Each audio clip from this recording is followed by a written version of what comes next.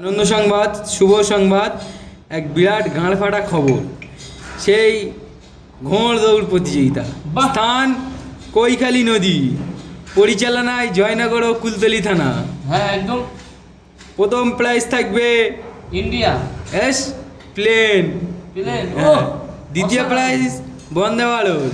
অসাধারণ অসাধারণ। তৃতীয় প্রাইজ থাকবে আমাদের হচ্ছে দুরন্ত এক্সপ্রেস। বাহ।